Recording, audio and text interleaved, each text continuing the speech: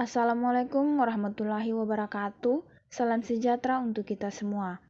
Dalam video pembelajaran kali ini, kami dari kelompok 6 akan mempresentasikan hasil diskusi kami tentang membran dan organel sel. Tetapi sebelum masuk ke pembahasan materi, saya akan memperkenalkan terlebih dahulu nama anggota kelompok saya. Yang pertama, Anselaus Pehan-Peran. Yang kedua, Aureliana Kuegale. Yang ketiga, Bendelina Lau. Yang keempat, Leni Oan. Yang kelima, Medi Rambudai. Yang keenam, Mariana Haq. Dan yang ketujuh, Patrick Pirikus. Baik, langsung saja ke materi pertama, yaitu struktur dan senyawa penyusun membran sel. 1. Struktur membran sel. Membran sel memiliki dua lapisan fosfolipid.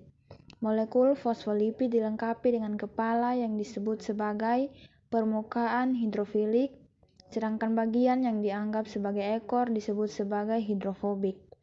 Susunan lapisan-lapisan membran fosfolipid tersusun dengan rapi, sehingga daerah kepala berada di bagian luar.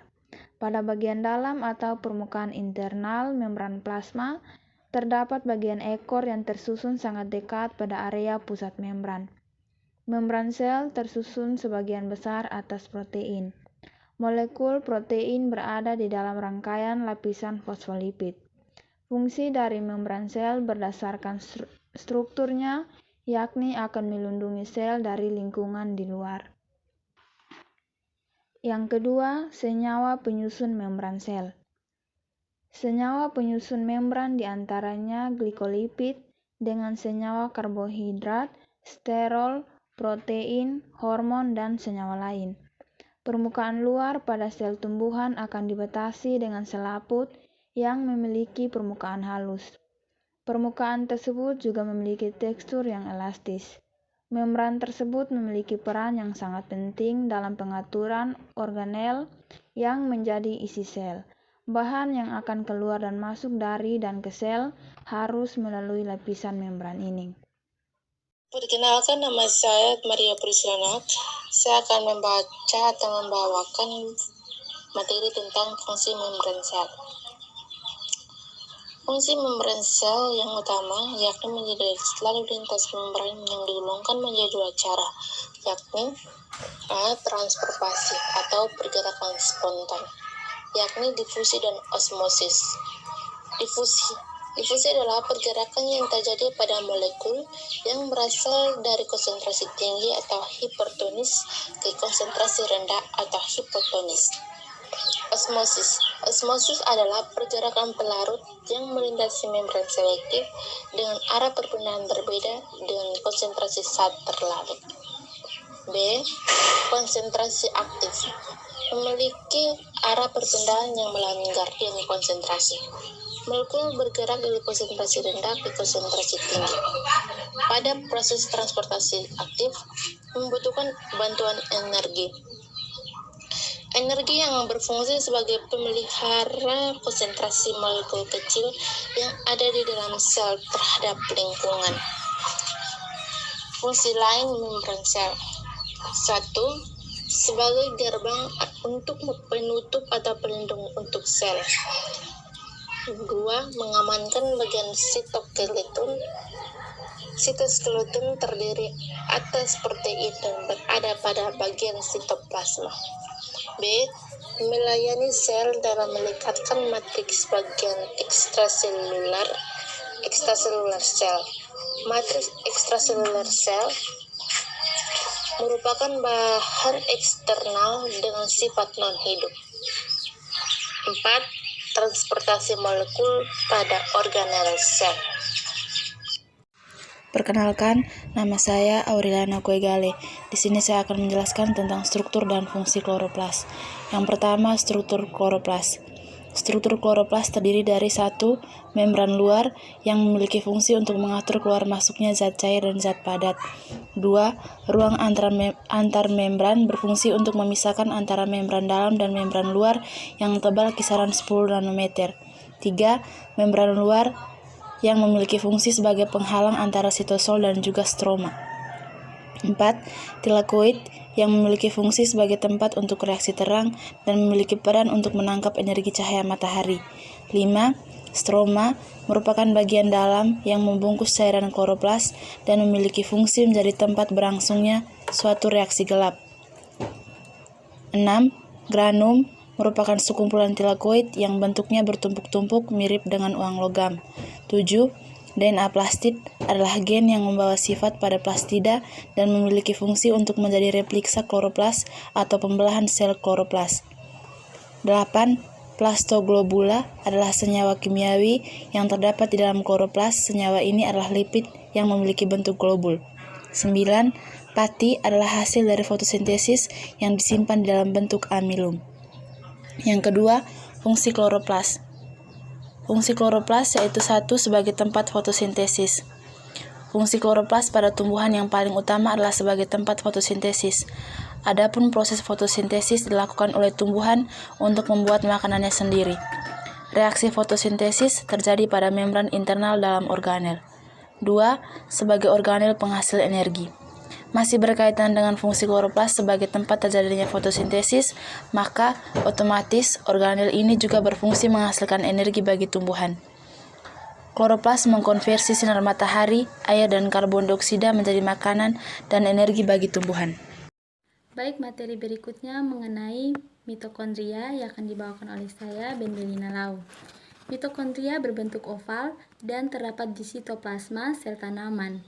Mitokondria ini terdiri dari 2 bagian, yaitu membran luar dan membran dalam. Membran dalam bentuknya rumit seperti labirin dan disebut dengan krista. Ada celah sempit antara membran luar dan membran dalam yang disebut dengan membran perantara. Mitokondria ini berfungsi sebagai tempat bernafas udara dalam pembentukan ATP dan juga sebagai sumber energi. Karena itu, mitokondria disebut sebagai pembangkit tenaga sel. Baik teman-teman, perkenalkan nama saya Medi Rambudai. Di sini saya akan membaca lanjutan materi tentang organel sel tumbuhan lainnya.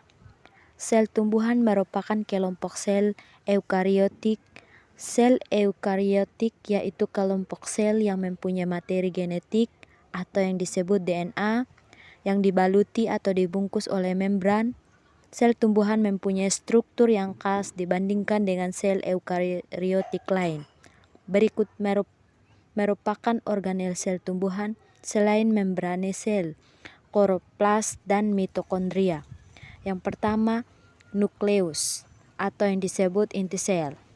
Nukleus atau inti sel yaitu organel sel yang sangat unik dan penting sebagai tempat utama sel untuk menyimpan kromosom atau komponen genetik dari sel tertentu. Nukleus mempunyai fungsi mengkoordinasi proses metabolisme, contohnya pembelahan sel, pertumbuhan sel, serta sintesis protein. Inti dan isinya disebut dengan nukleoplasma. Yang kedua, ribosom merupakan organel sel yang terbentuknya kecil yaitu berupa butiran nukleoprotein. Ribosom tersusun atas subunit besar dan subunit kecil. Berisi RNA ribosom dan RNAR dan proteinnya di dalamnya. Ribosom dibedakan menjadi 2 jenis yang mana terdapat di dalam sitoplasma yaitu ribosom terikat dan ribosom bebas. Fungsi utama ribosom yaitu memproduksi dan mensintesis zat protein yang ada dalam sel. Baik, perkenalkan nama saya Patrick Gaudens Deopiricus. Di sini saya akan membawakan lanjutan materi tentang organel sel tumbuhan lainnya yang berkaitan dengan badan Golgi dan retikulum endoplasma. Yang pertama, badan Golgi. Badan Golgi atau aparatus Golgi terdiri dari kumpulan vesikel pipi yang memiliki bentuk sisternae atau berbentuk kantung pipi. Badan Golgi yang terletak di dalam sel tumbuhan disebut diktiosom. Keberadaannya kebanyakan ditemui di dekat membran sel. Fungsi utama badan Golgi yaitu untuk mengangkat zat kimia di dalam dan keluar dari sel, Setelah retikulum endoplasma mensintesis protein dan lemak, badan Golgi merubah dan mempersiapkannya untuk mengekspor keluar sel. Yang kedua, retikulum endoplasma. Retikulum endoplasma merupakan organel penghubung antara inti nukleus dengan sitoplasma di dalam sel tumbuhan. Pada dasarnya, itu merupakan jaringan interkoneksi. Retikulum endoplasma mempunyai kantong yang berbelit-belit. Ada dua macam retikulum endoplasma, yaitu retikulum endoplasma kasar dan retikulum endoplasma halus. Struktur retikulum endoplasma hanya bisa dilihat dengan mikroskop elektron. Fungsi retikulum endoplasma yaitu sebagai pengangkut sintesis lemak dan steroid, tempat menyimpan fosfolipid, steroid, glikolipid, menjalankan detoksifikasi, drug, dan racun. Baik, perkenalkan, nama saya Anselaus Peran. Di sini saya akan membawakan lanjutan materi tentang organel sel tumbuhan lainnya, yaitu tentang vakuola dan peroksisom. Yang pertama, vakuola. Vakuola merupakan membran sebagai tempat penyimpanan yang membantu dalam mengatur tekanan tugor dari sel tumbuhan. Di dalam sel tumbuhan umumnya ditemui lebih dari satu vakuola, tetapi vakuola menghabiskan ruang lebih besar daripada yang lain yang menyimpan berbagai macam senyawa kimia. Vakuola berfungsi juga sebagai ekstreasi produk-produk limbah dan pencernaan intraselular molekul kompleks. Yang berikut, peroksisom atau badan mikro. Peroksisom merupakan organel sitoplasma dari sel tumbuhan yang mempunyai kandungan enzim oksidatif tertentu. Enzim ini digunakan dalam pemecahan metabolisme asam lemak menjadi gula sederhana. Fungsi peroksisom ialah memecahkan asam lemak menjadi gula dan membantu kloroplas dalam proses fotorespirasi. Sekian dari hasil presentasi kami, kurang lebihnya kami mohon maaf. Terima kasih.